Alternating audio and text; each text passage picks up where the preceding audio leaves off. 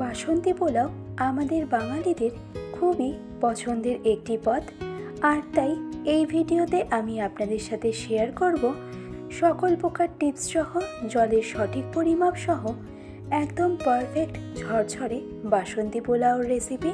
তো তাহলে আমাদের আজকের এই রেসিপিটি শুরু করা যাক। আর আমি প্রিয়াঙ্কা আপনাদের সকলকে আমার চ্যানেল ডিলিশিয়াস রেসিপি বাংলাতে স্বাগত জানাই। বাসন্তী পোলাও বানানোর জন্য সবার প্রথমে একটা বোলের মধ্যে আমি নিয়ে নেব 250 গ্রাম পরিমাণে গোবিন্দভোগ চাল। চালটাকে সবার প্রথমে একটু ধুয়ে পরিষ্কার করে নেব, তবে একবারের বেশি কিন্তু গোবিন্দভোগ চালটা ধোবো না, কারণ গোবিন্দভোগ চাল যদি খুব বেশি ধুয়ে নেওয়া হয় তাহলে কিন্তু চালের গন্ধটা চলে যায়। তো দেখুন, চালটাকে আমি একবার ধুয়ে পরিষ্কার করে নিয়েছি। এবার গোবিন্দভোগ চালটা একটা স্টিনারের মধ্যে নিয়ে চালটাকে এভাবে একটু ছড়িয়ে ছড়িয়ে নেব, যাতে গোবিন্দভোগ চালটা খুব তাড়াতাড়ি শুকিয়ে যায়। তাও মোটামুটি চালটা শুকোতে সময় লাগবে আধা ঘন্টা থেকে 1 ঘন্টার মতন। আর এই সম্পূর্ণ 1 ঘন্টা পর এই পর্যায়ে দেখুন গোবিন্দভোগ চালটা কিন্তু খুব ভালো করে শুকিয়ে যাওয়ার কারণে চালটা কিন্তু একদমই ঝরঝরে হয়ে গেছে। এবার এই শুকিয়ে যাওয়া চালটা একটা বড় বোলের মধ্যে ট্রান্সফার করে নিয়ে এর মধ্যে আমি অ্যাড করে নেব 1 চা চামচ আদা বাটা, সাথে অ্যাড করব স্বাদ অনুসারে রেগুলার নুন, রঙের জন্য অ্যাড করব 1 চা চামচ পরিমাণে হলুদ গুঁড়ো, আর সবশেষে অ্যাড করব 2 টেবিল চামচ পরিমাণে ঘি। এবার এই সবগুলো উপকরণ গোবিন্দভোগ চালের সাথে খুব ভালো করে মিশিয়ে নেব। কোনো রকম আর্টিফিশিয়াল রং ব্যবহার করার কিন্তু প্রয়োজনীয়তা নেই। হলুদের পরিমাণটাই যদি একদম ঠিকঠাকভাবে দেওয়া হয় তাহলে দেখবেন বাসন্তী পোলাওয়ের রঙও কিন্তু খুব ভালো আসবে। তো আপনারা দেখে হয়তো বা বুঝতে পারছেন চালের মধ্যে কিন্তু সমস্ত উপকরণ খুব ভালো করে মিশিয়ে নেওয়া হয়ে গেছে। এবার নেক্সট একটা ফ্রাইং প্যানের মধ্যে আমি নিয়ে নেব প্রায় 2 থেকে 3 টেবিল চামচ পরিমাণে ঘি। পোলাওটা আমি শুধুমাত্র ঘি দিয়েই করে নেব, তবে যদি আপনারা মনে করেন তবে সেক্ষেত্রে রিফাইন্ড অয়েল প্লাস ঘি একসাথে মিশিয়ে নিয়েও কিন্তু করে নিতে পারেন। তো ঘিটাকে ফ্রাইং প্যানের চারপাশে স্প্রেড করে নিয়ে আমি অ্যাড করে নিলাম 1 মুঠো পরিমাণে কাজু বাদাম। কাজু বাদামের পরিমাণটা আপনারা এখানে নিজেদের মন মতন ব্যবহার করবেন। মিডিয়াম ফ্লেমে কাজু বাদামটা ফ্রাই করে নেব যতক্ষণ না কাজু বাদামের মধ্যে একটু হালকা রং চলে আসছে।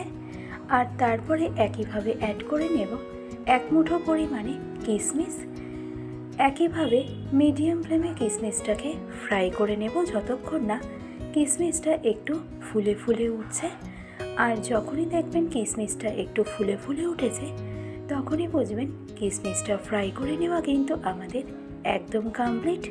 তো কাজু ও কিশমিশটা ফ্রাই করে নেওয়ার পর এবারেই কাজু কিশমিশটা আমি একটা পাত্রের মধ্যে তুলে রেখে দেব। এবার এই ঘিয়ের মধ্যে অ্যাড করে নেব 3টে রেগুলার এলাচ, একটা ছোট দারচিনি স্টিক, 3 থেকে 4টের মতন লবঙ্গ, 2টো মিডিয়াম সাইজের তেজপাতা, আর হাফ চা চামচের মতন শাহজিরে।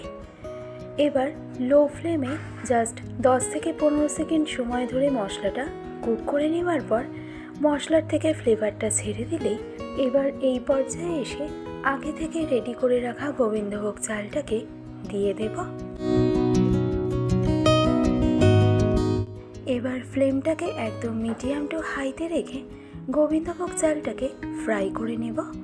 তবে খুব বেশিক্ষণ সময় ধরে যে গোবিন্দভোগ চালটা ফ্রাই করব তা কিন্তু একদমই নয়। মোটামুটি 3 থেকে 4 মিনিট সময় ধরে গোবিন্দভোগ চালটাকে ফ্রাই করে নেব। আর এই গোবিন্দভোগ চালটা যখন খুব ভালো করে ফ্রাই করে নেওয়া হয়ে যাবে এই চালটা কিন্তু বেশ ঝরঝরে হয়ে যাবে। আর চালের থেকেও কিন্তু এই সময় একটা বেশ সুন্দর গন্ধ বেরোতে আরম্ভ করবে। তো 3 থেকে 4 মিনিট সময় ধরে মিডিয়াম টু হাই ফ্লেমে গোবিন্দভোগ চালটাকে ফ্রাই করে নেওয়ার পর এই পর্যায়ে দেখুন গোবিন্দভোগ চালটা কিন্তু বেশ অনেকটাই ঝরঝরে হয়ে গেছে। আর গোবিন্দভোগ চালটাও কিন্তু আমাদের একদম পারফেক্ট ফ্রাই করে নেওয়া হয়ে গেছে। এবার তাই এই পর্যায়ে এসে অ্যাড করে নেব 250 গ্রাম গোবিন্দভোগ চালের জন্য 500 মিলির মতন ঈষৎ উষ্ণ গরম জল। চেষ্টা করবেন গরম জলেরই ব্যবহার করতে।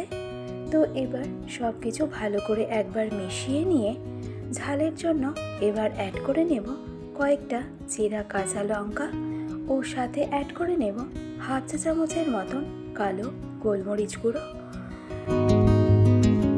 এবার সব কিছু আবারও একবার খুব ভালো করে মিশিয়ে নিয়ে ঢাকনা চাপা দিয়ে মিডিয়াম টু হাই ফ্লেমে পোলাওটাকে আমি কুক হতে দেব প্রথম স্টেজে মিনিমাম 10 মিনিট। এবার সম্পূর্ণ 10 মিনিট পর ঢাকনা খুলে এই পর্যায়ে দেখুন পোলাওয়ের মধ্যে থেকে কিন্তু জলটা সম্পূর্ণ অ্যাবজর্ব করে গেছে। এবার তাই এই পর্যায়ে অ্যাড করে নেব 3 বড় চা চামচ পরিমাণে চিনি ও একই সাথে অ্যাড করে নেব আগে থেকে ফ্রাই করে রাখা কিশমিশ ও কাজু বাদামটাকেও। এবার মিডিয়াম ফ্লেমে পোলাওটা খুব ভালো করে একবার নেড়ে চেড়ে নেব। তো চিনিটা কিন্তু সবসময় চালটা 80% কুক করে নেওয়ার পরেই আমাদেরকে দিয়ে দিতে হবে, কারণ চাল সেদ্ধ হওয়ার আগেই যদি আমরা চিনিটাকে দিয়ে দিই তাহলে কিন্তু চালটা আর সেদ্ধ হতে চাইবে না।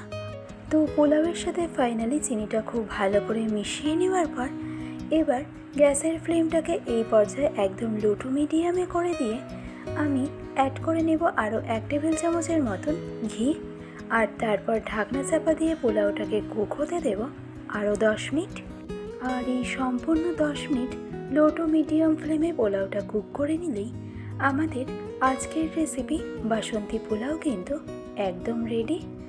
আর দেখুন পোলাওটা কিন্তু বেশ সুন্দর ঝরঝরেও তৈরি হয়েছে আর একটার গায়ে একটা লেগেও যায়নি। একদম পারফেক্ট বাসন্তী পোলাও তৈরি হয়েছে। আর এই পোলাওটা জাস্ট একটু ঠান্ডা হতে আরম্ভ করলেই দেখবেন এই পোলাওটা কিন্তু আগের তুলনায় আরও অনেক বেশি ঝরঝরে হয়ে যাবে। তো আশা করছি আমার আজকের এই সম্পূর্ণ রেসিপিটি আপনাদের কাছে সহজ মনে হয়েছে। ভালো লাগলে রেসিপিটি অবশ্যই যে কোনো পুজো পার্বণে ভেজ আইটেমের সাথে, এছাড়াও যে কোনো স্পেশাল দিনে ভেজ অথবা ননভেজ আইটেমের সাথেও কিন্তু রেসিপিটি সার্ভ করতে পারেন। আশা করছি আপনাদের সকলের ভীষণই ভালো লাগবে। আজকের ভিডিওটি তবে আমি এখানেই শেষ করছি।